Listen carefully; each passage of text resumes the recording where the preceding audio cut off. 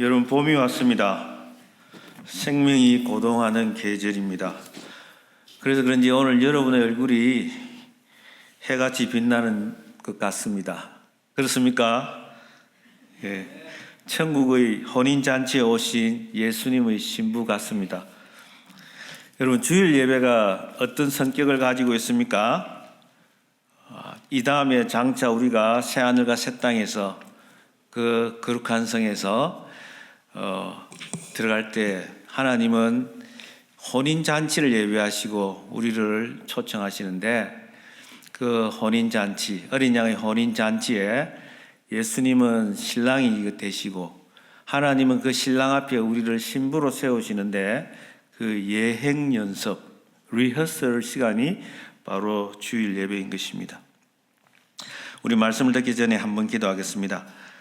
하늘에 계신 우리 아버지, 이 시간 영광을 받아 주옵소서. 하나님의 이름이 거룩히 여김을 받으시옵고 우리는 주 앞에 기뻐하며 크게 기뻐하는 시간 되게 하여 주옵소서. 부족한 종은 십자가 뒤에 감추어 주옵시고 주만 홀로 영광을 받으시옵소서.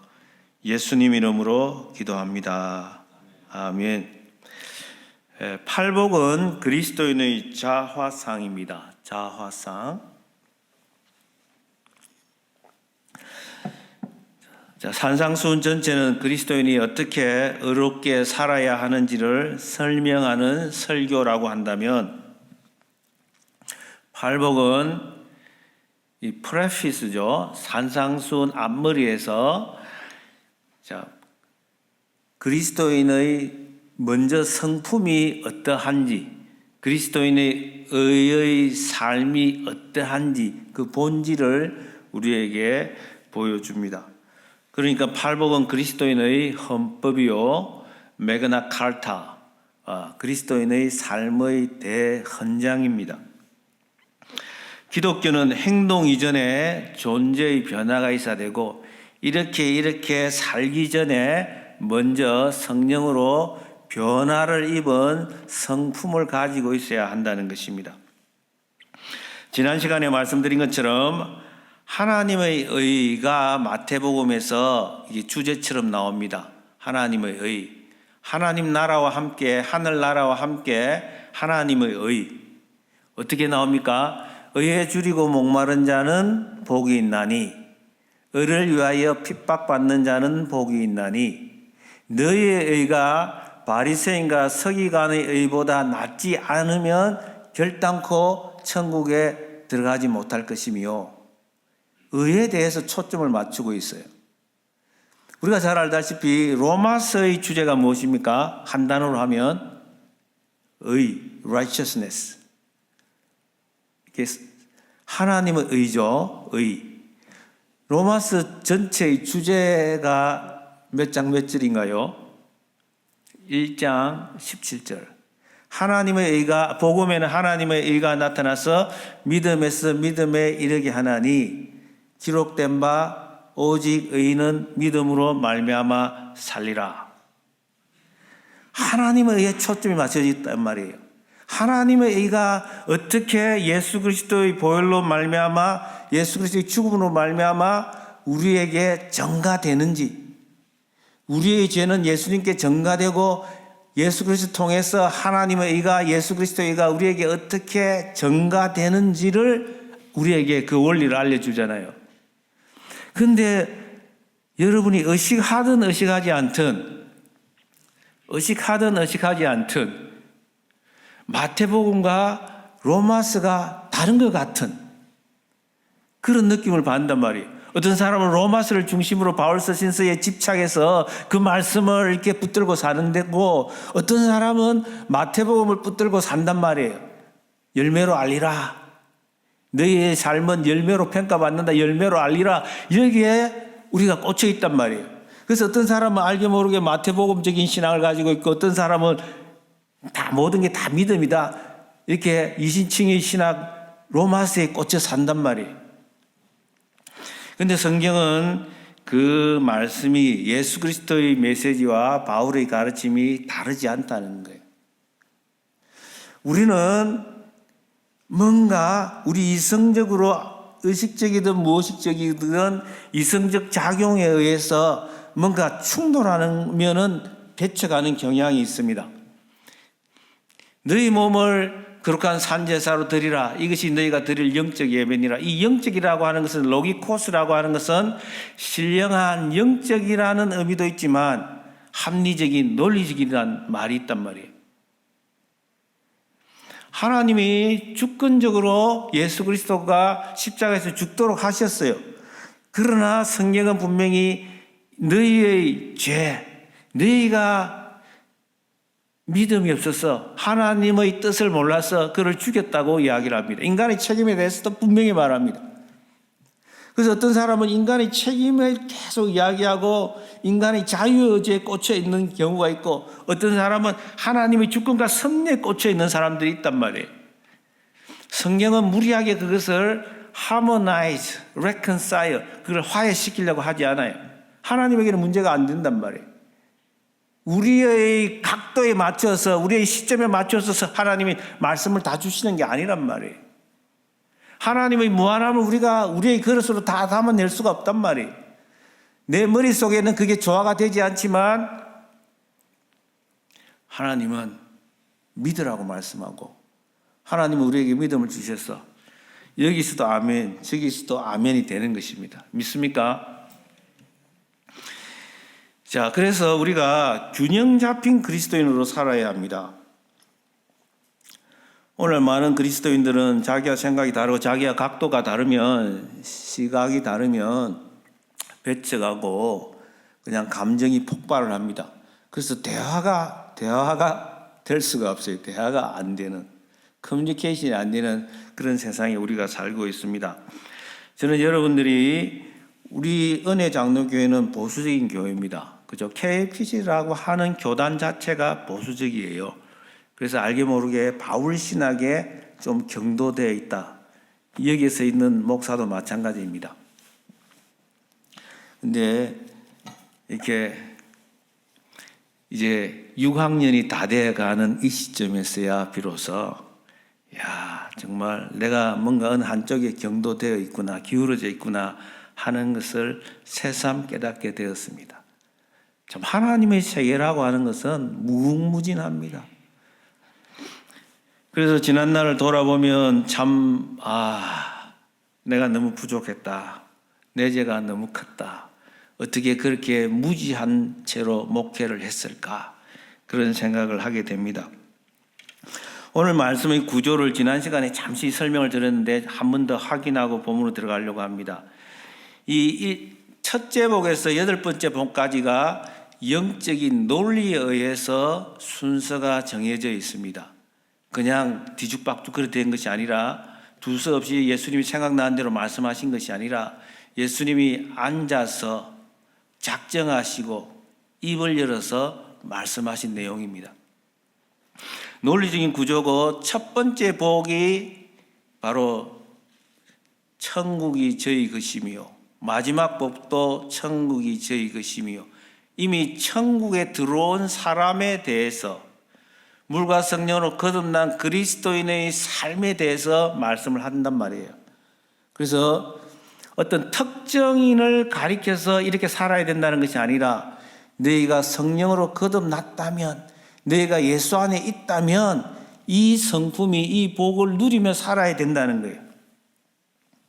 그리고 1번에서 네 번째 복까지, 그리고 이것이 네 번째 복인 의에 줄이고 목마른 자는 이렇게 시작하는 것이 그 전체의 분수령이 됩니다. watershed. 자, 거기서 탁 접으면은 왼쪽에는 4개의 복이 있고 오른쪽에는 또 다른 4개의 복이 있어요. 5번째 복부터 8번째 복까지 있는데 1번에서 5번, 2번에서 6번 이런 식으로 대칭 구조가 되어 있어요. 왼쪽에 있는 것은 심령이 가난한 자는 복이 있나니부터 시작해서 이 4번째까지는 하나님과 나 개인과의 관계 속에 이렇게 만들어져야 된다는 게, 이런 성품이.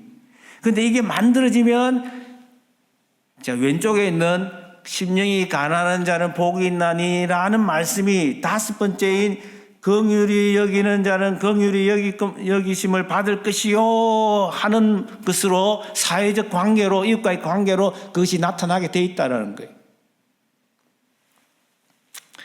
애통하는 자는 복이 있나니는 마음이 청결한 자로, 온유한 자는 복이 있나니가 인간관계 속에서 화평케 하는 자로 나타나게 돼 있고, 을을 위하여 줄이고 목마른 자는 을을 위하여 박해받는 자로 살아가게 돼 있다는 것입니다. 그리고 이 전체 8가지 복 중에서 첫 번째 심령이 가난한 자는 복이 있나니가 전체의 근간이 되는, 토대가 되는 그런 덕목이라는 것입니다.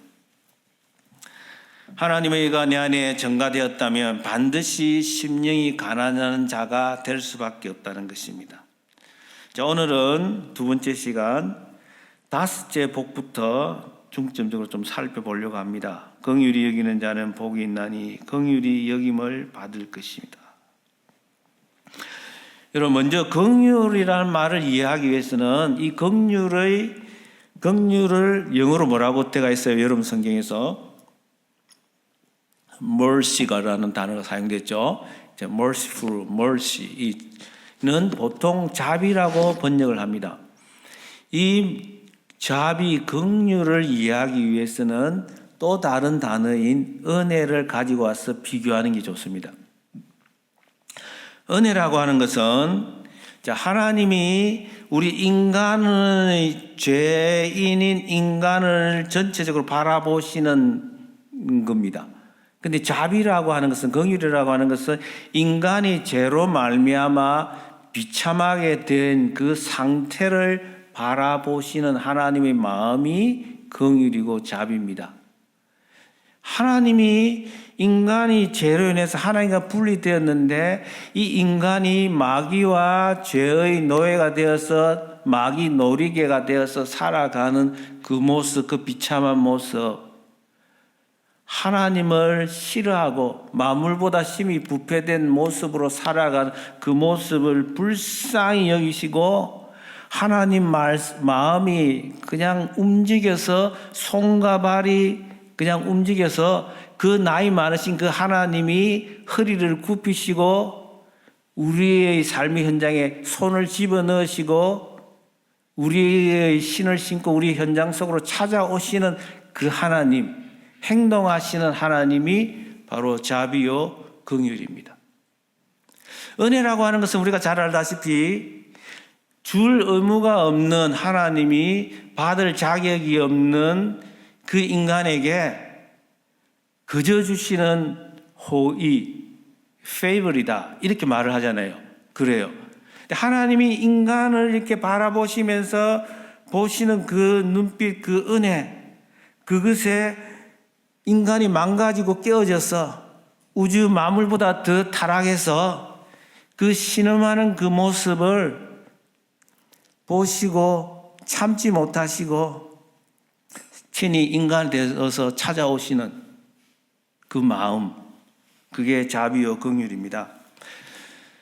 여러분, 바울 서신에 보면 인사 말에 은혜와 평강이 너희에게 있을지어다 그렇게 말을 하죠. 그런데 한 군데 두 군데에서는 차이를 보입니다. 자, 목회서신서 디모데 전후서에서 1장에서 어떻게 인사를 합니까? 은혜와 평강 그 사이에 한 단어가 끼어 들어가는 거예요. 그게 뭐죠? 긍휼입니다. 디모데후서 제가 한번 읽어보겠습니다. 사랑하는 아들 디모데에게 편지하노니 하나님 아버지와 그리스도 예수 우리 주께로부터 은혜와 긍휼과 평강이 내게 있을지어다. 목회자로서 그 교회를 바라보면서 불쌍히 여기는 마음, 당장이라도 달려가서 그를 일으켜 세워주고 싶은 그 마음, 예수 그리스도의 심장을 가지고 그냥 안아주고 싶은 그 마음, 그게 긍휼인 거예요. 은혜와 평강 조금 일반적이라면 그 추상성을 깨고 우리 삶 속으로 들어오는 그 마음이 바로 긍휼이라는 것입니다. 심히 불쌍히 여기는 마음이죠. 이 긍휼의 뿌리는 역시 가난한 심령입니다. 왼쪽 오른쪽 짝이 딱 맞는 건데요. 이 마음을 비우고 채운 사람의 모습이죠. 자, 여러분 사무엘서를 한번 읽어보시라고 했는데 읽어보신 분 한번 손들어 봅시다. 지난 한 주 동안 사무엘서를 나름대로 읽는다고 하시는 분 손 한번 들어 봅시다. 자, 그러면은 부끄러우시면은 이 발가락만 이렇게 꼼지락거리 봅시다. 예, 다 읽어보신 줄 압니다.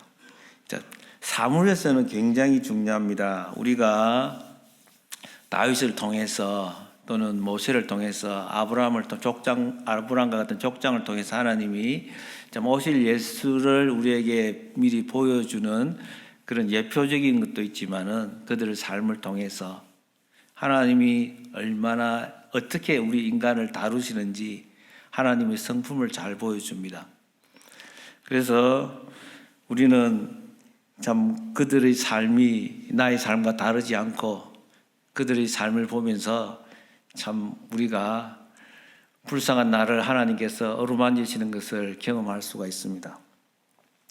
다윗이 이제 왕이 되어서 법궤가 예루살렘 성에 들어올 때에 다윗은 기쁨을 이기지 못합니다. 번제도 드리고 화목제도 드리고 모든 백성과 함께 즐거워합니다. 법궤가 다윗성에 들어와서 다윗이 춤을 추는데 2층 집 창 밖으로 미갈이 다윗의 모습을 바라보았습니다. 다윗 왕이 여호와 앞에서 뛰놀며 춤추는 것을 보고 심중에 그를 업신여겼다고 말을 합니다. 여러분, 하나님의 임재를 상징하는 법궤가 예루살렘 성에 들어왔을 때에 다윗은 어느새 에봇을 입고 아기가 됩니다. 그냥 기쁨을 이기지를 못합니다. 자신을 가누지를 못합니다. 그냥 뱅글뱅글, 덩실덩실, 빙글빙글 자기 몸을 던지다 보니까 마음이 가는 대로 몸이 가다 보니까 그냥 속이 드러나고 말았습니다. 여러분, 삼일째 하나님을 상징하는 한 단어 중에서 아주 대표적인 게 있어요. 그게 페리코레시스란 말이 있어요. 페리코레시스. 그거는 어떤 영어로 굳이 번역하자면 로테이션에 가까워요. 삼일체가 어떤 모습으로 있을까? 우리가 분명히 아는 것은 서로 사랑하고 기뻐하는 존재잖아요. 그 모습은 역동적인 거예요. 정적이지 않아요. 다이내믹해요. 그 모습은 춤이에요. 그래서 페리코레시스라는 단어를 통해서 삼일체는 춤추시는 하나님이에요. 다윗은 살아계신 그 하나님이 들어왔을 때 우사처럼 기계적으로 딱 만지는 것이 아니라 내가 하나님을 지켜야 되는데 하면서 하나님의 법궤가 넘어지면 안 되는데 그런 게 아니에요. 내가 하나님을 지킬 수 있는 그런 게 아니라는 거예요. 하나님은 홀로 하나님이시고 하나님은 살아계신 하나님이고 하나님은 춤추시는 하나님인데 내가 그 존재 앞에서 내 몸을 던지지 않고 춤추지 않고 내가 하나님을 맞이할 수 없는 거예요. 다윗은 거기서 빙글빙글 돌고 자신의 몸을 어찌할지 몰라서 그냥 속이 드러나고 말았던 것입니다. 이 진정한 경건의 모습을 육적인 미갈은 깨닫지 못하는 거예요. 어떻게 왕이 여인네 앞에서 사람들 앞에서 그렇게 채신머리 없이 그런 짓을 할 수가 있단 말입니까? 다윗이 돌아왔을 때에 그는 그렇게 말합니다. 영어에 보면은 before 두 번이 나오는데 어떻게 여인네 앞에서 어떻게 사람들 앞에서 근데 다윗의 반응이 정말 대단합니다. 나는 그들 앞에서가 아니라 나는 하나님 앞에서 Before the Lord, 나는 여호와 앞에서 내가 춤을 췄다고 말합니다. 나는 그렇지 않을 수가 없었다는 거예요. 내가 하나님 앞에서 내가 이보다 더 경멸을 받는다 할지라도 내가 이보다 더 낮아져서 스스로 천하게 보일지라도 더 망가질지라도 더 큰 질타가 따를지라도 나는 여호와 앞에서 춤추며 살리라. 춤을 멈출 수 없다는 거예요. 더 최신머리 없는 모습으로 나타난다 할지라도. 여러분, 한 번은 압살롬의 배반과 쫓겨나는 왕국에서 쫓겨나는 다윗의 모습이 인생 후반전에 벌어집니다. 여러분, 다윗은 고난의 대명사잖아요. 고난 없이는 다윗을 전혀 설명할 수가 없습니다. 근데 그가 기껏 살았던 그 인생, 정말 길고도 긴 인생처럼 보이지만은 70에 하나님 나라로 갔습니다. 그 마지막에는 조금 안정을 취하면 좋았을 뻔 했는데 그 사랑하는 아들 압살롬이 반역을 했고 그는 쫓겨갑니다. 기드론 시내를 건너서 감람산으로 올라갑니다. 머리를 풀고 울며 맨발로 올라갑니다. 감람산 정상에 가까운 곳을 성경은 경배하는 곳이 있는 마루턱이라는 표현을 사용합니다. 제일 위에 올라가면 좀 평평한 곳이 있잖아요. 그게 경배하는 곳이 있다는 거예요. 예배 드리는 곳이 있다는 거예요. 그곳으로 올라갑니다.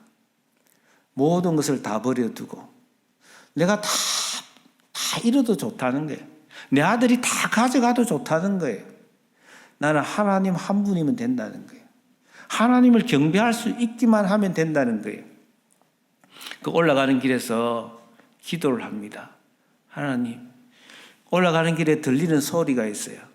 아히도벨이 반역을 했고 지금 압살롬 곁에 붙어 있대요. 그가 지금 모략을 꾸미고 있대요. 그때 기도를 합니다. 주여, 아히도벨의 모략이 어리석게 되게 하소서. 눈물을 흘리며 기도하며 예배의 자리로 나아갑니다.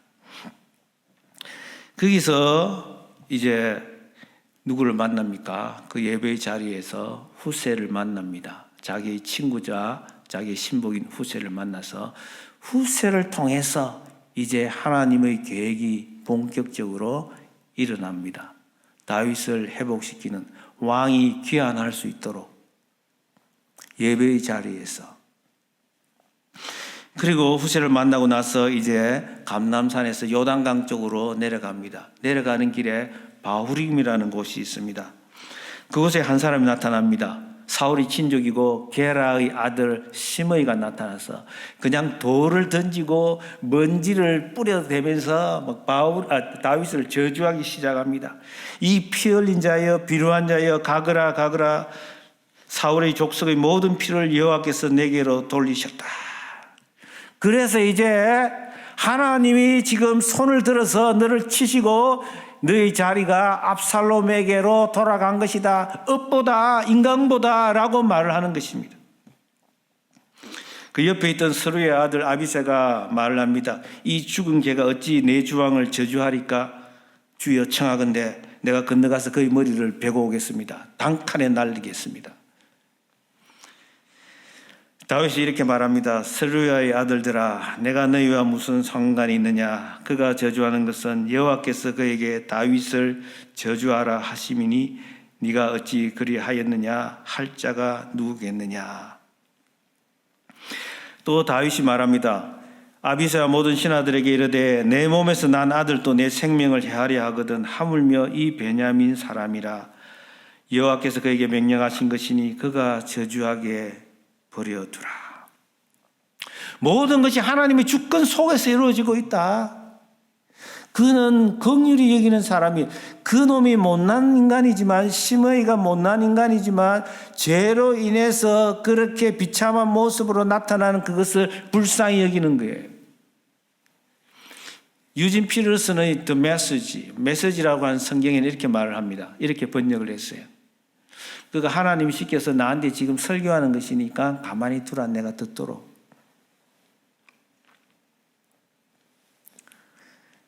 여러분, 가난한 심령은 사회적 관계에서 긍휼히 여기는 모습으로 나타나는데, 브솔 시냇가를 여러분 기억하십니까? 다윗이 마지막 사울로부터 도피해 갔던 곳은 이제는 어디도 숨을 수가 없고 굴속으로도 안 되고 노업 땅에 제사장들이 있는 곳에 치해법권과 같은 그곳에서도 안 되고 이제는 더 이상 마지막 피할 길이 없어서 외국 땅으로 들어갑니다. 블레셋, 지금의 하마스가 살고 있는 그 가자 지구 블레셋 땅으로 들어갑니다. 그곳에서 블레셋 왕에게 아기스 왕에게 잘 보여서 시글락이라고 하는 공동체, 그 지역에서 공동체를 만듭니다. 600명, 남자가 600명입니다. 근데 블레셋 아기스 왕이 이스라엘과 전쟁을 치는 바람에 다윗이 가만히 있을 수 없어서 자기 남자들 데리고 그곳에 갔습니다. 그런데 그곳에 신하들이 반대를 합니다. 아기스 신하들이 다윗은 사울은 천천히고 다윗은 만만이요. 다윗은 그 만만의 여인들의 이름의 주인공인데 위험합니다. 갑자기 전쟁하다가 칼을 돌려가지고 우리를 찌르면 어떻게 합니까? 그렇게 말을 합니다.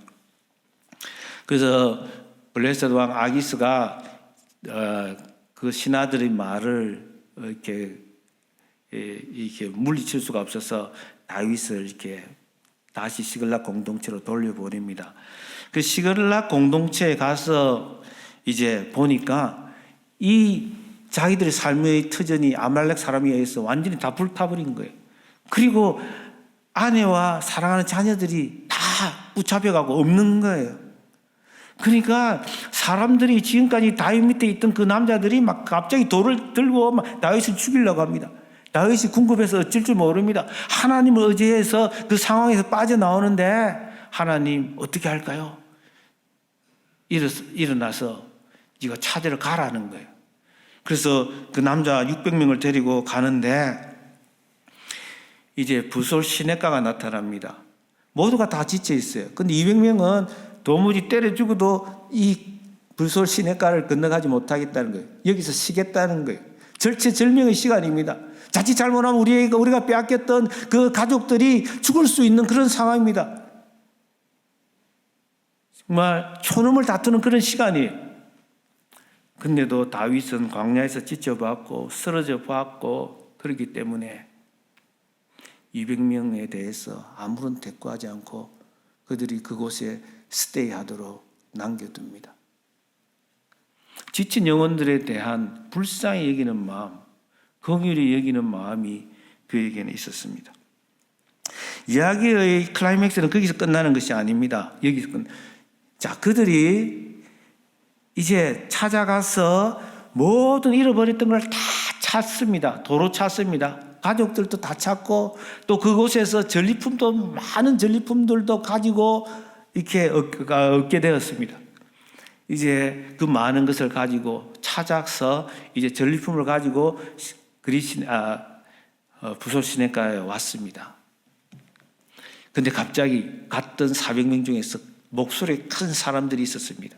막 소리를 외치면서 가족들은 200명에게 저들의 가족은 돌려주지만 저들의 아내와 자녀들은 돌려주지만 전리품은 우리가 같이 나눌 수 없다고 막 소리를 칩니다.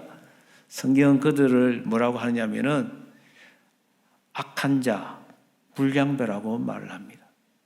다윗은 거기서 침묵하지 않고 말을 합니다. 여호와께서 하나님이 우리에게 하나님이 도와주셔서 하나님의 손으로 이루어진 것인데 어떻게 전리품을 우리가 똑같이 나누지 않을 수 있느냐는 것입니다. 어떻게 하나님이 주신 은혜 그것을 자비롭게 나누지 않을 수 있느냐는 거예요. 어떻게 공평이라는 이름으로 어떻게 정의라는 이름으로 차별을 할 수 있느냐는 거예요. 우리가 많이 실패하는 대목입니다. 세상이 그렇습니다. 사랑 없이 정의를 외치고 그냥 아모스 선지자의 말이 무슨 의도인지도 모르고 정의는 물같이 공의는 강물같이 정의가 강물같이 공법이 하수같이 예수 안 믿는 사람도 법 좀 안 나는 사람들은 다 그것을 외우면서 이야기를 합니다. 막 소리를 칩니다. 처단하라고 그러고 정의가 강물같이 공법이 하수같이 하나님의 정의와 공법은 그런 것이 아닙니다. 다윗은 모든 분깃이 동일할지다. 누구나 전쟁에 나갔던 사람이나 나가지 않고 지쳐서 나갈 수 없었던 그 사람에게도 똑같이 나눠야 된다. 그것을 그날로부터 율례와 규례로 삼았다고 성경은 말합니다. 세상은 은혜를 모릅니다. 은혜는 하나님께 속한 겁니다. 은혜를 아무리 가르쳐줘도 은혜는 설명될 수가 있는 게 아니에요. 하나님 은혜로 믿음으로 말미암아 그 은혜를 맛보지 않고서는 은혜를 알 수가 없어요. 알 사람이 없도다. 목사로서 제일 답답한 게 교인들에게 은혜를 아무리 이야기해도 은혜를 잘 몰라요. 목사도 마찬가지입니다. 순간 돌았으면 말은 늘 은혜 하는데 또 은혜 밖에 은혜 사각지대에서 사고하고 있는 모습을 발견하게 됩니다. 정말 성령에 붙들리지 않으면 이 은혜라는 단어는 결코 소화될 수 없는, 이해될 수 없는 것이 은혜라는 단어입니다. 세상은 인과응보의 법칙이 작동하고 콩 심은 데 콩 나고 팥 심은 데 팥 나는 그런 세계입니다. 그 이상도 그 이하도 아니에요. 그렇게만 돼도 좋은 거지라고 생각하는 게 우리 인간사입니다. 여기 이 브루셀 시내가에서 벌어진 것을 통해서 우리는 두 가지 교훈을 얻을 수 있는데, 처진 200명에게 다윗은 그들의 지친 몸과 마음을 긍휼히 여기는 마음이 있었다는 거고, 둘째는 하나님의 은혜를 인간이 재단하지 않고 은혜를 은혜로 흘러보내는 모습입니다. 저는 이 보스턴 은혜 장로교회를 향한 하나님의 특별한 은혜가 있다고 믿습니다. 하나님이 왜 은혜라는 이름으로 불리우도록 하셨을까? 은혜 교회가 되게 하셨을까? 왜 Grace Community Church가 되게 하셨을까? 은혜를 맛보고 큰 은혜의 통로가 되기를 바라시는 하나님의 뜻이 있다고 믿는 것입니다. 여기 오는 자들마다 인간의 공로에 따라 사람이 차별받는 것이 아니라 하나님의 은혜를 새롭게 경험하며 그 은혜의 강력한 통로가 되어 그 은혜가 강물처럼 흘러서 그 물이 닿는 곳마다 병든 자가 치료받고 깨어진 자가 고침받고 죽어가는 자가 살아나는 생명의 역사가 나타나게 되기를 주님의 이름으로 축원합니다. 이후에 다윗은 원수 사울의 죽음과 요나단 그리고 사울의 장수 아브넬의 죽음 앞에 조가를 만들어서 백성들과 함께 부릅니다. 조가를 통해서 그들의 아픔을, 그들의 슬픔을 나의 슬픔, 우리들의 슬픔으로 만들어서 성화를 시킵니다. 긍휼히 여기는 마음이 고스란히 그 조가 속에 담겨져 있어요. 사무엘하 1장 17절 이하를 보면 정말 그 내용이 얼마나 하나님의 마음인지, 긍휼히 여기셔서 죄인이 우리의 인간의 비참한 상태를 보시고 달려오시는, 누가복음 15장에 저 멀리서 정말 깨재재한 모습으로, 망가진 모습으로 투벅투벅 걸어오는 그 아들을 보시고 참지 못하시고 달려가서 껴안아 주시는 그 모습, 그 마음을 볼 수가 있습니다. 이스라엘아, 내 영광이 산 위에서 죽임을 당하였도다. 오라, 두 용사가 엎드러졌도다. 이 일을 가드에도 알리지 말며 아스글론 거리에도 전파하지 말지어다. 블레셋 사람들의 딸들이 즐거워할까? 할례 받지 못한 자의 딸들이 개가를 부를까 염려로다. 길보아 산들아, 너희 위에 이슬과 비가 내리지 아니하며 재물 낼 밭도 없을지어다. 거기서 두 용사의 방패가 부린 바 됨이니라. 그 사울의 방패가 기름 부음을 받지 아니함 같이 됨이로다. 23절 사울과 요나단이 생전에 사랑스럽고 아름다운 자이러니 죽을 때에도 서로 떠나지 아니하였도다. 그들은 독수리보다 빠르고 사자보다 강하였도다. 이스라엘 딸들아, 사울을 슬퍼하여 울지어다. 그가 붉은 옷으로 너희에게 화려하게 입혔고 금노리개를 너희 옷에 채웠도다. 여러분, 요나단이 다윗과 그의 아버지 사울을 화평케 하기 위해서 노력할 때에 사울은 그 모습이 괘씸해서 이 괘씸한 이 천한 여인에게서 태어난 소생 같으니라고, 너는 반드시 죽으리라고 자기 아들을 저주했던 사람이 사울입니다. 그와 그의 아버지가 좋은 관계가 아니었어요. 그럼에도 불구하고 다윗은 두 사람이 살아있을 때 그 좋았던 관계가 죽어서도 같이 천국에 가는구나. 사울이 다윗을 10년 동안 쫓아다녔는데 민생을 얼마나 잘 보살폈겠어요. 그럼에도 불구하고 사울이 이스라엘 딸들을 좋은 옷 입히고 좋은 거 먹였다고 말을 합니다. 여러분, 정말 하나님의 은혜를 모르고 마음이 심령이 가난하지 않았다면, 하나님의 은혜의 세계 속에 아직 들어있지 못하다면, 하나님의 선하심과 인자심을 맛보지 못한 사람이라면 이게 무슨 말이냐, 다윗이 지금 거짓말하고 있다고 말할 거예요. 역사를 보는 눈이 달라요. 여러분, 장례식에 가서 조사를 하면서 그냥 그 사람이 잘한 좋은 것만 이야기하면 되지, 사실은 팩트는 그게, 여러분, 그런 건 참 재수 없는 소리입니다. 하나님 우리에게 팩트를 뛰어넘어 truth, 진리를 요구하는 것입니다. 진리를 알기를 원하는 거예요. 팩트 속에 자유가 있는 것이 아니라 진리 속에 자유가 있다라는 것입니다. 진리가 너희를 자유케 하리라. 팩트를 무시하는 거 아니에요. 팩트를 비트는 거 아니에요. 꼭 보면 잘못한 거 하나를 끄집어내어서 그것 때문에 안 된다는 거예요. 하나님은 완전한 우리를 사랑하시는 게 아니에요. 하나님은 아브라함의 치부를 사정없이 드러내시고 다윗의 치부를 사정없이 폭로하시는 하나님이에요. 누구도 하나님 앞에 완전한 사람이 없고 어떤 죄도 하나님의 은혜보다 클 수가 없다는 거예요. 다윗이 왕이 되어 요나단과 맺은 언약을 기억하고 사울의 자손이 있는지 알아보고 사울의 집사 시바가 다윗 앞에 나옵니다. 다윗이 묻습니다. 왕이 이르되 사울의 집에 아직도 남은 사람이 없느냐? 내가 그 사람에게 하나님의 은총을 베풀고자 하노라. 하니까 사울의 집사였던 시바가 그 앞에 앉아서 엎드려서 말을 합니다. 요나단의 아들 하나가 있는데 다리를 저는 자니이다. 그가 쩔뚝발인데요. 이름을 말하지 않고 별 볼 일 없는데요. 더 이상 알아볼 이유가 없는데요. 그런 의미입니다. 근데 다윗은 마길의 집에 숨어 지내고 있던 머비보셋을 데리고 오라고 합니다.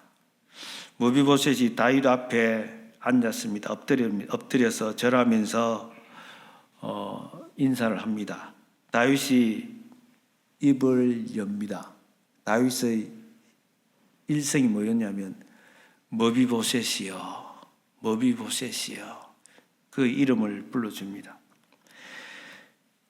머비보셋은 두렵고 떱니다. 그때 다윗이 말합니다. 무서워하지 말라. 내가 반드시 내 아버지 요나단으로 말미암아 네게 은총을 베풀리라.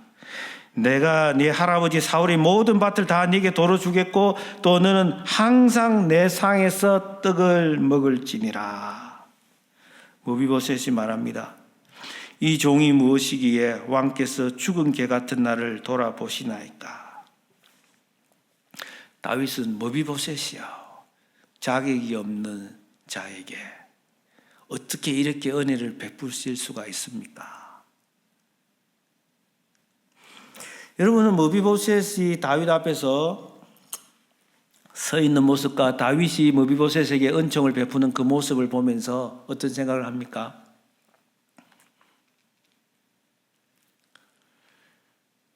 하나님은 이 사건을 통해서 우리로 하여금 하나님 아버지, 머비보셋이 바로 나입니다. 자격이 없는데, 내가 영적으로 파산난 인간인데, 뱅크럽된 인간인데,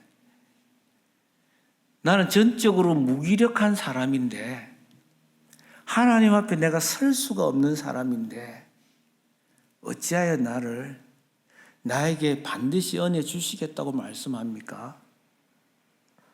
하나님 어쩌시려고요? 다윗은 머비보셋에게 말을 합니다. 약속 중에서 항상 너는 나와 함께 상에서 밥을 먹을지니라.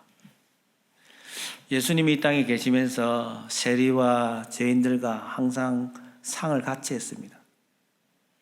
이 상은 그냥 우리를 왕자로 대접하는 것을 넘어서서 장차 예수 그리스도와 함께 그날에서 영원히 한 상에 둘러앉아서 밥 먹을 것을 우리에게 미리 보여주는 그림입니다. 하나님은 다윗을 통해서 우리에게 예수님의 마음, 하나님의 마음을 보여주는 것입니다. 그가 깨어지고 그가 상한 심령을 가졌으나 하나님의 사랑을 입어 하나님의 긍휼을 입어 긍휼히 여기는 자가 되었다고 우리에게 말씀하는 것입니다. 여러분, 제가 이런 고백을 하지 않더라도 다 아시겠죠. 지금까지 살아오면서 목회자로서 순간순간 제가 성도들의 외모를 봤다는 거. 여러분, 정말 우리가 은혜의 교회가 되기 위해서는, 은혜로 충만한 교회가 되기 위해서는 이 문제를 극복해야 합니다. 순간순간 우리는 실수할 수밖에 없겠지만 우리가 성령에 이끌려서 하나님 다윗이 머비보셋을 바라봤던 것처럼 주님이 나를 바라봤던 것처럼 나도 외모로 보지 않고 중심을 보게 하여 주옵소서. 긍휼히 여기는 자는 바로 이 중심을 가진 사람인 것입니다. 마음이 청결한 자는 긍휼한 자 다음으로 흘러나오는 논리적 순서인데요. 마음이 청결한 자의 왼쪽에는 어떤 게 대칭을 이루냐면은 바로 애통하는 자입니다. 마음이 청결한 자는 하나님을 볼 것이라고 했습니다. 마음이 깨끗하고 눈이 깨끗하다는 것은 마음은 눈으로 나타나는데 눈이 깨끗한 사람은 하나님을 본다는 거예요. 하나님을 본다는 것은 무엇입니까? 하나님을 경험하는 삶, 하경삼이라고 그러죠. 하나님의 인자하심과 선하심을 맛보아 아는 삶입니다. 하나님을 순간순간 경험하고 하나님과 동행하는 삶입니다. 그런 삶은 애통이라는 기반 하에서, 애통은 뭐죠? 죄에 대해서 애통하는 것입니다. 나의 죄와 이웃의 죄에 대해서. 저 인간이 밉지만은 주님의 눈으로 보니까 참 죄의 노예, 그 사탄의 노예로서 살아가는 그 모습이 참 불쌍한 거예요. 아파하는 거예요. 그 애통하는 마음, 그것의 기초가 되어야지 내 죄를 토해내는 사람, 나의 죄를 토해내고 아비의 죄를 나의 죄로 고백하며 토해내는 사람이 마음이 청결한 사람이 되어서 눈이 하나님을 보이지 않는 하나님을 보게 된다는 것입니다. 다윗은 이런 고백을 했습니다. 주의 이름이 온 땅이 어찌 그리 아름다운지요, 주의 영광이 하늘을 덮었나이다. 주의 손가락으로 지으신 달과 별들을 내가 보오니. 여러분, 그런 생생한 하나님을 보는 고백이 나왔던 것은 시편 8편의 고백은 시편 51편이 있었기 때문에 가능하다는 거예요. 우리는 다윗의 시편에서 18편을 뭐라고 하냐면 다윗의 시의 백미, best part, 백미라고 합니다.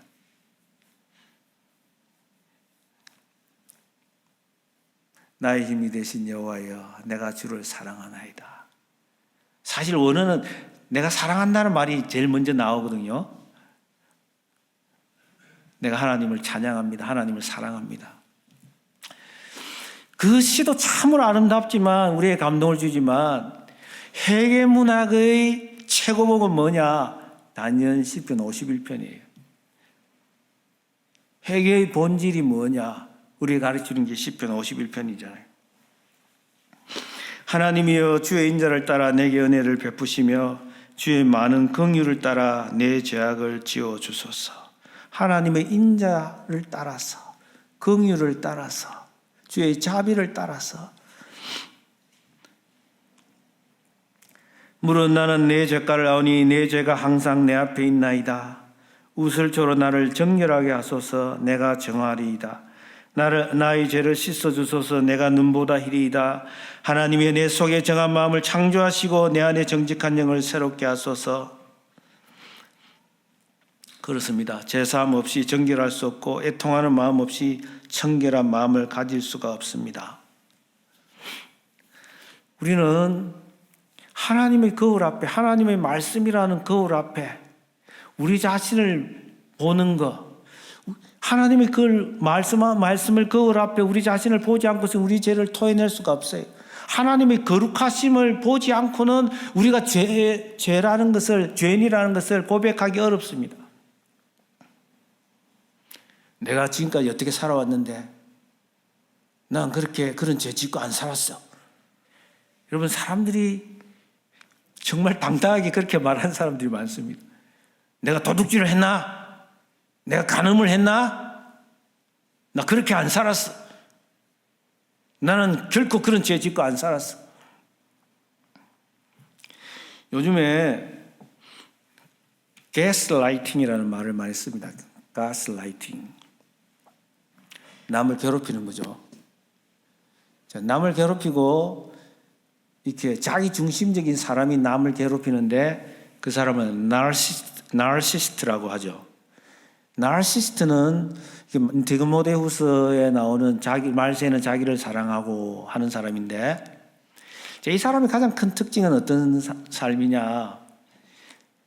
셀프 리플렉션은 안 되고 작동이 안 되고 셀프 프로젝션이 되는 그런 사람입니다. 셀프 리플렉션은 거의 작동이 안 되면서 셀프 프로젝션만 거의 과도하게 작동이 되는 사람. 무슨 말이냐?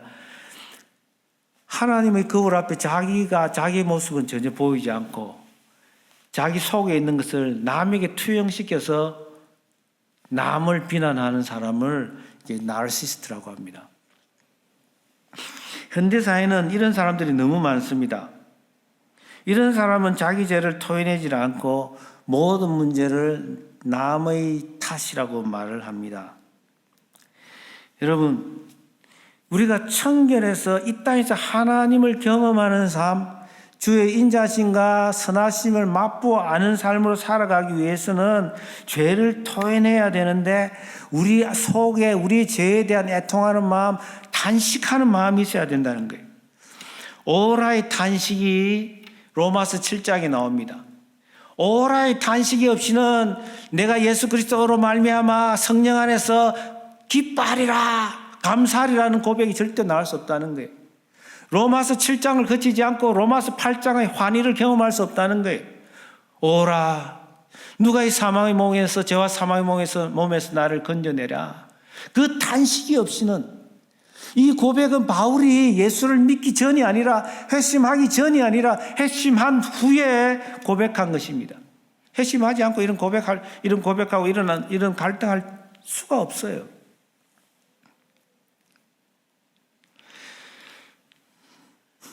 사무엘의 마지막 장에는 뭔가 어펜딕스 같은 부록과 같은 것이 등장합니다.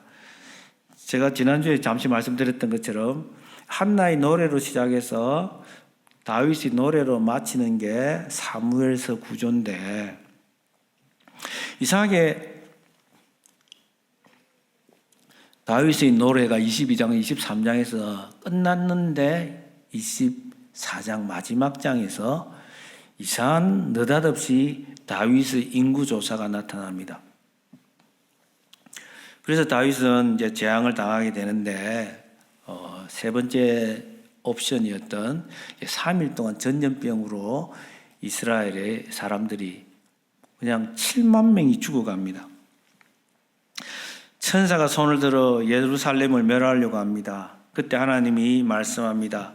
그 손을 거두라고 하고 족하다고 합니다. 다윗이 말합니다. 백성이 잘못한 것이 아니라 내가 잘못했고 나의 죄 때문이니까 나와 내 아비 집을 치라고 합니다. 하나님이 갓이라는 선지자를 통해서 말합니다. 여부수 땅에 있는 아라우나의 타작마당에서 제단을 쌓아라. 다윗이 제단을 쌓으려 여부수 땅 아라우나의 집으로 걸어갑니다. 저 멀리서 아라우나가 찾아오는 다윗을 보면서 그가 왕인 줄 알면서 나가서 극진하게 그를 모십니다. 다윗이 말합니다. 내가 하나님께 제단을 쌓으려고 여기 왔는데 너희 집 타작마당을 내게 팔으려고 합니다. 아라우나가 말합니다. 아니 그것을 어떻게 내가 팔 수 있습니까? 제사에 필요한 모든 것을 내가 기쁨으로 왕께 드리겠다고 말을 합니다.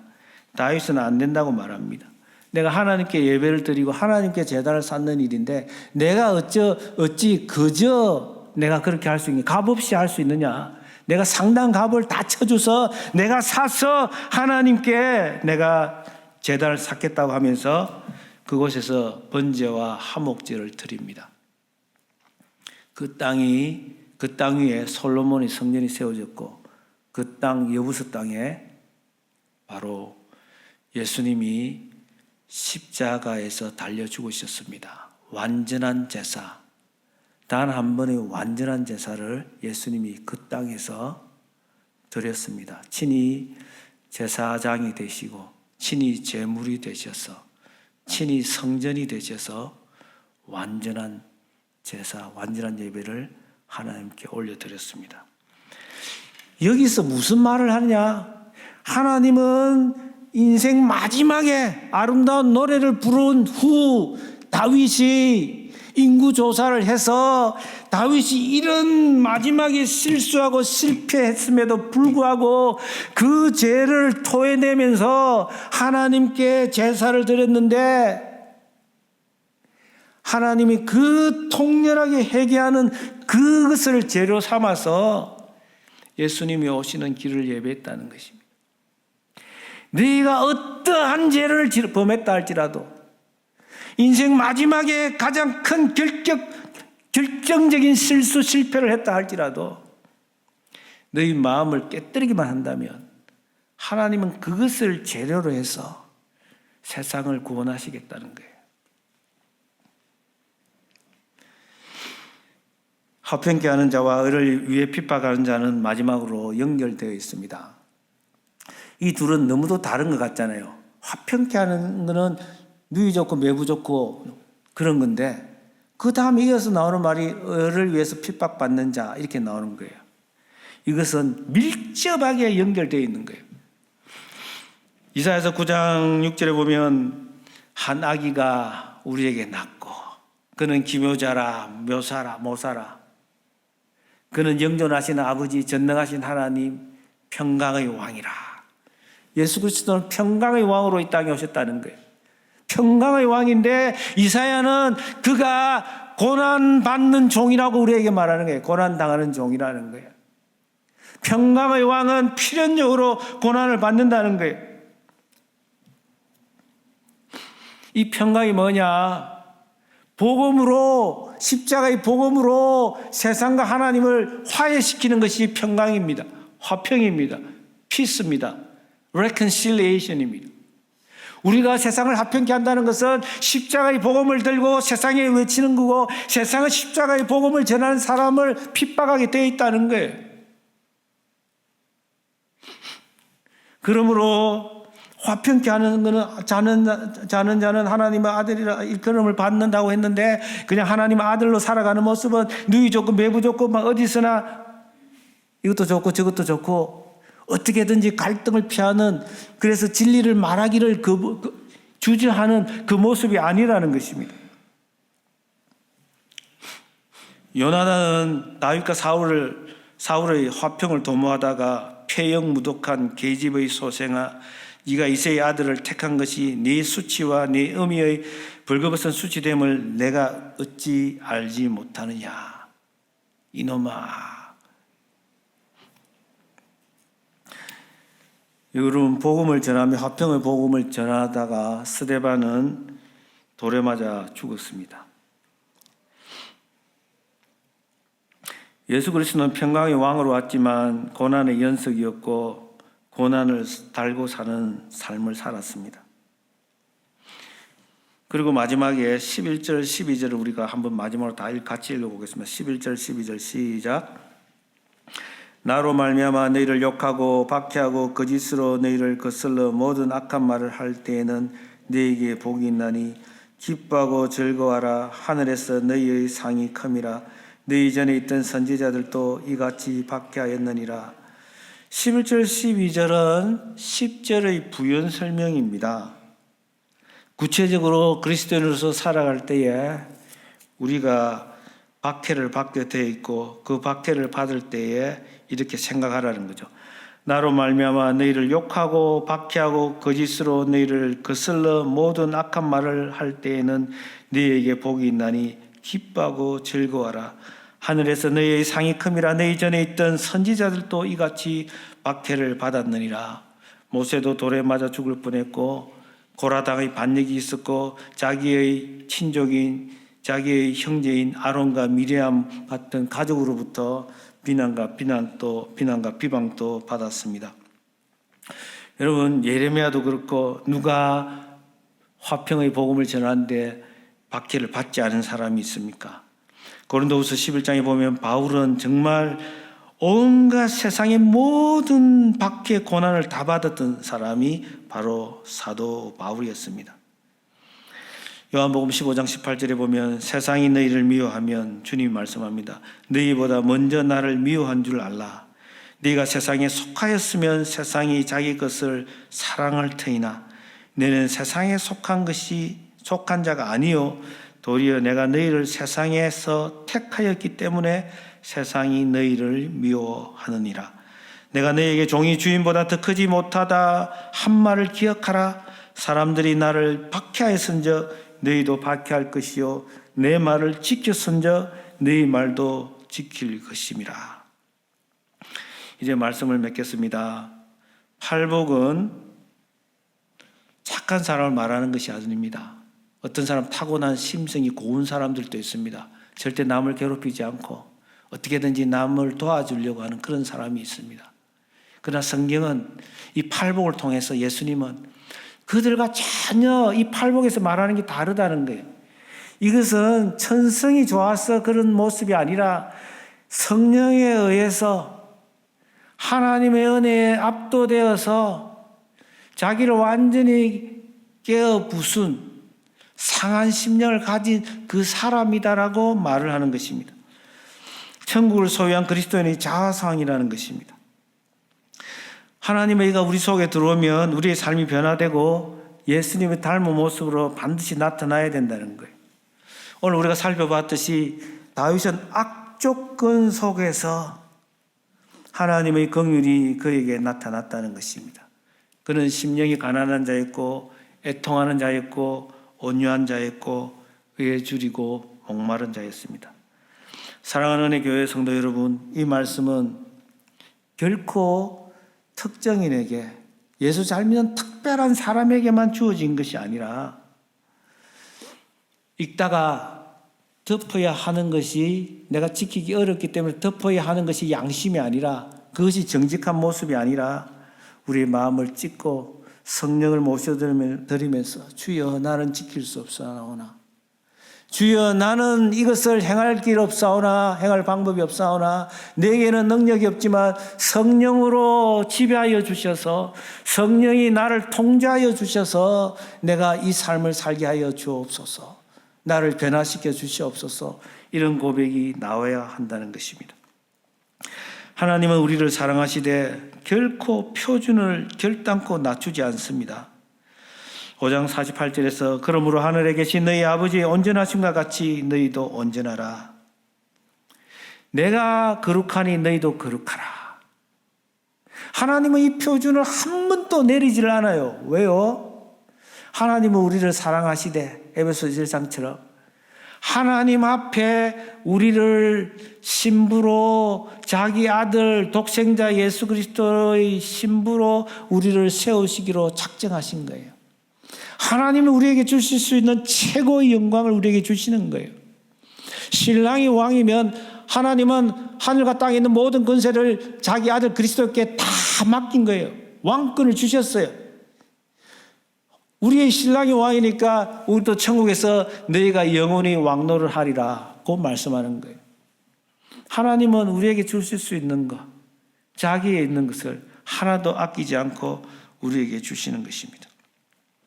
사랑하는 교회 성도 여러분, 우리 모두가 이 말씀을 마음에 새겨 순종하며 주의 이름이 높임을 받으시고 모든 열방이 우리를 통해서 주의 영광을 볼 뿐만 아니라 주 앞으로 달려오는 그런 은혜가 있기를 주님의 이름으로 축원합니다. 우리 한번 주님 주신 말씀을 기억하면서 기도하기를 원합니다. 함께 기도하겠습니다. 하나님 아버지, 이 팔복의 말씀이 나에게 주시는 말씀임을 믿습니다. 정말 다윗의 마음을 깨뜨려 주시고 예수님의 성품이 그에게 나타났던 것처럼 우리도 그런 사람, 그런 삶을 살게 도와주시옵소서. 나는 부족하여 행할 수 없사오나 성령으로 덮어주셔서 하나님의 은혜로 덮어주셔서 하나님 영광을 가리지 않고 하나님을 높이게 하여 주옵소서. 우리 주여 한번 부르 기도하겠습니다.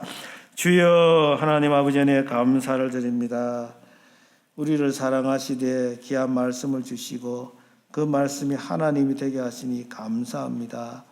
아버지 우리 보스턴 은혜 장로교회를 기억하여 주옵소서.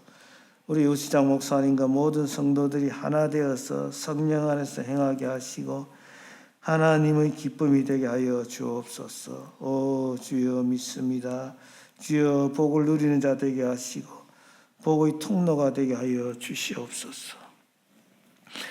하나님 아버지 은혜 감사합니다. 보스턴 은혜 장로교회를 사랑하사 귀한 담임 목사 세워주시고 성령 안에서 하나의 꿈을 가지고 하나님 나라를 사모하며 살아가게 하시니 감사합니다. 하나님 이 땅에서도 주의 뜻이 온전히 이루어지는 것을 보기를 원합니다. 이 땅에서도 복을 누리기를 원합니다. 주여, 우리 은혜교회를 사랑하사 성령으로 덮어주시고 주의 권능으로 덮어주셔서 복이 있는 공동체 되게 하여 주옵소서. 예수님 이름으로 기도드리옵나이다. 아멘.